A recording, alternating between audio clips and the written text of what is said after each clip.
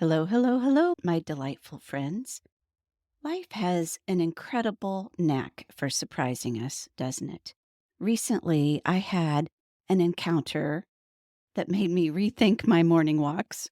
I had a close call with a car, but instead of dwelling on fear, it got me thinking about the brevity of life and how we can turn every day into a masterpiece.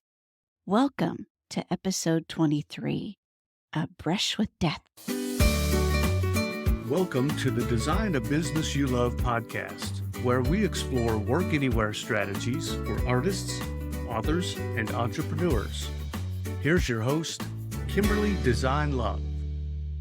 Recently, I was nearly hit by a car while taking a walk. Since that day, I have not wanted to take my morning walk, and I've had nightmares about the car nearly hitting me. Every night since, I have woken with a cold sweat, with the same dream of this car screeching to a stop right in front of me.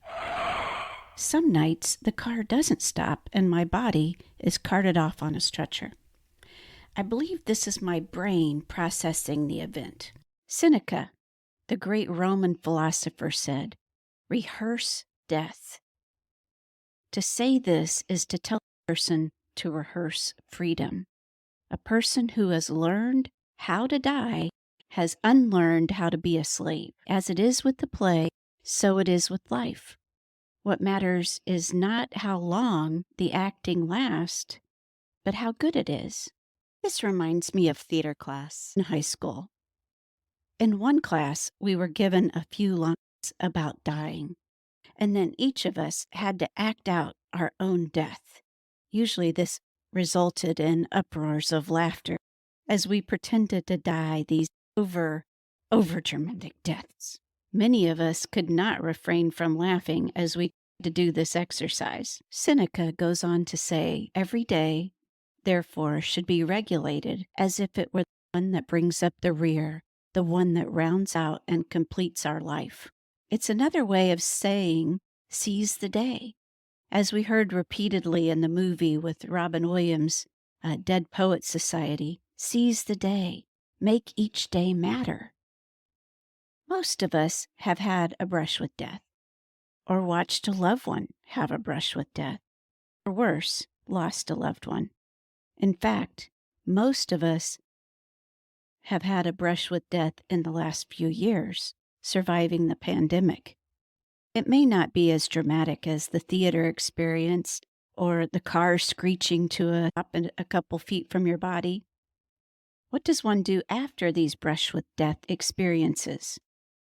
For me, it means life is precious. As the song by Bonnie Raitt says, life gets mighty precious when there's less of it to waste. Or what I learned from Dr. Bernie Siegel while dealing with cancer years back. In his book, Love, Medicine, and Miracles, what do I want to do before I die? What do I want to do with this life? What does this mean to you? How can you seize the day? How can you make each day a masterpiece, a work of art, each day? Whenever I travel to historic cities like St. Augustine, Florida, or Savannah, Georgia, I actually like to go to the cemeteries. These are very old cemeteries that are heavily decorated and have beautiful gravestones and statues. And I like to look at the dates that people passed. What you notice is that these gravestones don't say very much because you don't have very much room on a gravestone. I found this little poem that talks about tombstones and gravestones. It's called The Dash by Linda Ellis. I read of a man who stood to speak at the funeral of a friend. He referred to the dates on the tombstone. From the beginning to the end, he noted that first came the date of birth and spoke the following date with tears. But he said what mattered most of all was the dash between those years. For that dash represents all the time that they spent alive on earth.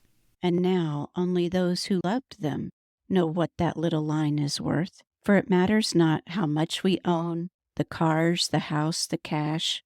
What matters is how we live and love and how we spend our dash. So think about it long and hard. Are there things you'd like to change?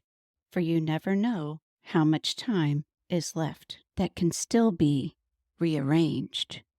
If we could just slow down enough to consider what's true and real and always try to understand the way other people feel and be less quick to anger and show appreciation more and love the people in our lives like we've never loved before. If we treat each other with respect and more often wear a smile, remembering this special dash might only last for a little while. So when your eulogy is being read and your life's actions to rehash, would you be proud of the things they say about how you spent your dash? I just loved that poem by Linda Ellis, and I hope you did too. Before we wrap up, I realize that I have been reflecting on life's brevity.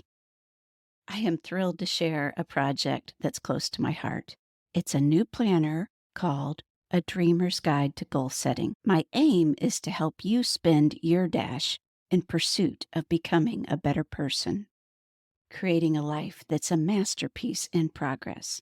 I'd love to gift the first part of this planner to you because your feedback is priceless to me. So let's make every dash count. The link to get the planner is kimberlyloves.me/goals. And I will have that in the show notes as well. Thanks for joining me, my friend. Until next time.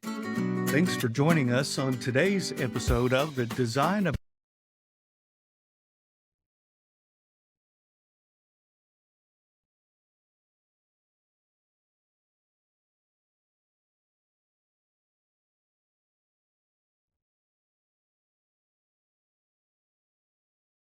Before Before we wrap up, I realize that I have been reflecting on life's brevity. I am thrilled to share a project that's close to my heart. It's a new planner called A Dreamer's Guide to Goal Setting. My aim is to help you spend your dash in pursuit of becoming a better person, creating a life that's a masterpiece in progress. I'd love to gift the first part of this planner to you because your feedback is priceless to me. So let's make every dash count.